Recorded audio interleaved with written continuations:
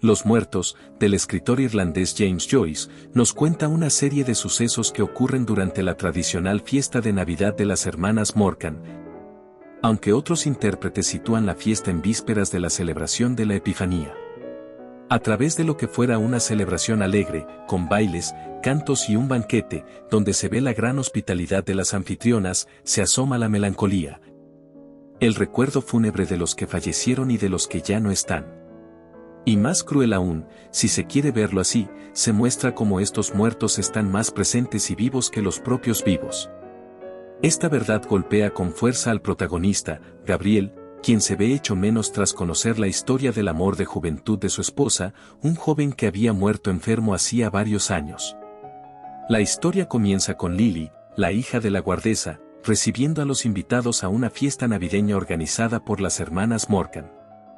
El narrador inicia desde su perspectiva, pero pronto se traslada al punto de vista de Gabriel, quien se convierte en el eje de la narración hasta el final. En el salón, Mary Jane interpreta una pieza musical, los invitados disfrutan de algunos bailes y Gabriel tiene un incómodo intercambio con la señorita Ivors, una joven nacionalista, que lo acusa de pro-británico, y bromea con él. La velada avanza con la tía Julia cantando y recibiendo elogios por su presentación. Durante la cena, Gabriel se encarga de cortar la oca y servir una presa a los comensales. La conversación se centra en temas como los grandes tenores, cantantes del pasado, viajes y la hospitalidad de los monjes, y en sus extrañas prácticas, como dormir en un féretro. Gabriel pronuncia un discurso en honor a las anfitrionas, pidiendo simbólicamente a los asistentes que tomen el deseo por la realidad.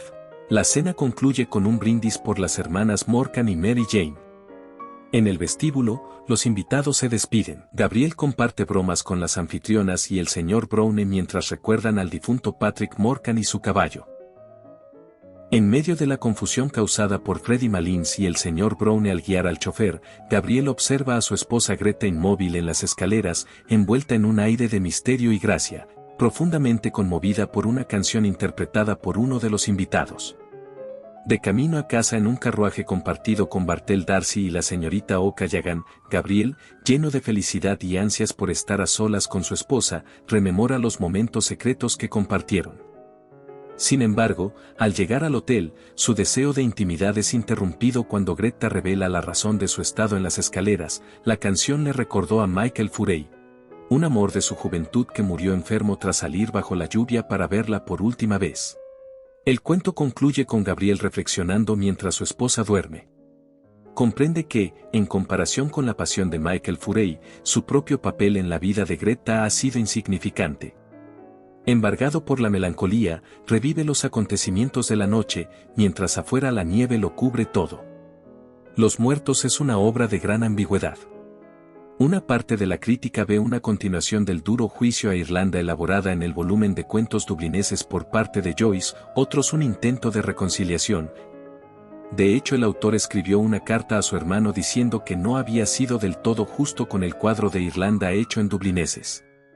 Así las cosas, Los Muertos puede verse como el desarrollo de una fiesta costumbrista, donde los personajes representan a la sociedad irlandesa, con sus prejuicios, fracasos y traumas revelando la parálisis del país. Metáfora usada en otro cuento de Joyce, donde se narran los últimos momentos de un cura con parálisis, y mostrando el cuadro de una sociedad muerta.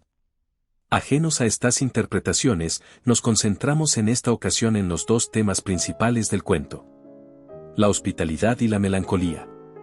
Si preferimos volcarnos a estos temas ahora, es porque los otros asuntos presentes en Los Muertos, el nacionalismo y la religión, ya lo están también en el resto de la obra de Joyce, como una constante en su trabajo. Aunque por esto mismo no podemos obviar del todo estos motivos en el análisis de la obra. Sin importar que se sitúe la fiesta más cerca de la Navidad o de la fiesta de la Epifanía, el marco de la historia es una celebración ligada fuertemente a la religión. El nombre del protagonista, Gabriel, ha obligado a la crítica a elaborar paralelismos y similitudes entre el protagonista y el arcángel Gabriel, encargado de la anunciación a María. También marcan el rumbo de la obra los contrastes entre el calor de la celebración en el interior de la casa de las hermanas Morgan y el frío del exterior, con la nieve que lo cubre todo. La música juega un rol fundamental, presente en toda la obra, en la complicada interpretación de Mary Jane, el canto de la tía Julia, la conversación sobre tenores durante la cena y el canto de Bartell D'Arcy que provoca el recuerdo de Greta de un amor de juventud. En Los Muertos, muestra lo que considera lo mejor de su país, la hospitalidad y la humanidad, materializada en la acogida de las hermanas Morgan a sus invitados. La hospitalidad se va tornando en melancolía, primero aparece en el admirado recuerdo que guardan las tías de Gabriel por la madre de este. Vuelve a tomar protagonismo cuando en la cena empiezan a recordar a los intérpretes de antaño, aquellos grandes tenores y después cuando recuerdan a Patrick Morgan, el difunto abuelo. Llega a su punto mayor cuando Greta, al oír a uno de los invitados cantar cierta canción, recuerda a su amor de juventud, un chico con quien solía pasear y que murió de tuberculosis. Cuando Gabriel ve a su esposa, llena de gracia y misterio, que escucha inmóvil desde las escaleras aquella melodía, desconoce la causa de la actitud de Greta. Pero al contemplarla, una extraña sensación de felicidad y deseo de intimidad con su esposa le embarga. Esta sensación se esfuma cuando ella, ya solos en su habitación de hotel, le revela la causa de su reacción a aquel canto y de su tristeza. La tristeza y el recuerdo del amante muerto en la esposa se vuelven en Gabriel una revelación del papel secundario que tenía en la vida de Greta y en motivo de introspección y reflexión, el narrador nos dice. Se vio a sí mismo como una imagen ridícula, como el correveidile de sus tías, un sentimental nervioso y bien pensante, un charlista docenado y un idealista de sus propios anhelos de payaso, el fatuo sujeto muy digno de piedad que había visto reflejado en el espejo. Instintivamente volvió la espalda a la luz, por miedo a que ella pudiera ver la vergüenza que ardía en su frente.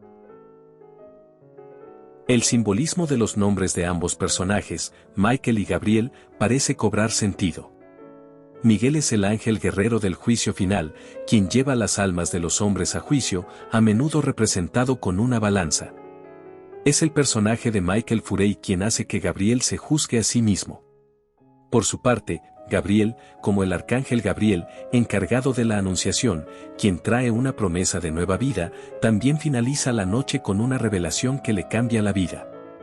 Mientras ella duerme y la nieve cae afuera, Gabriel se queda pensando en sí mismo, en los sucesos de la noche, en su esposa y en el amante muerto, su rival.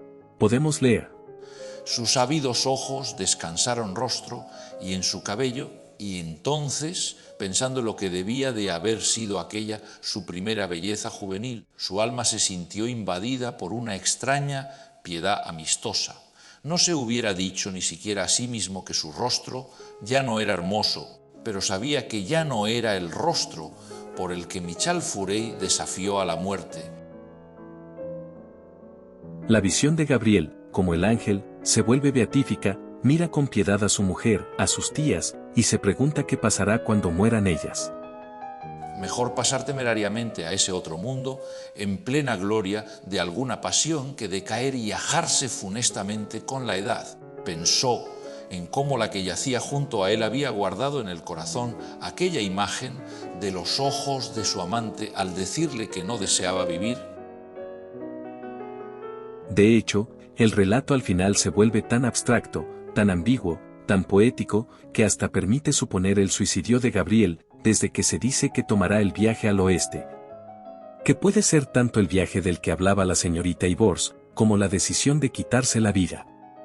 Otros intérpretes de la obra ven en estas líneas un cambio en Gabriel, quien ahora se conoce más a sí mismo.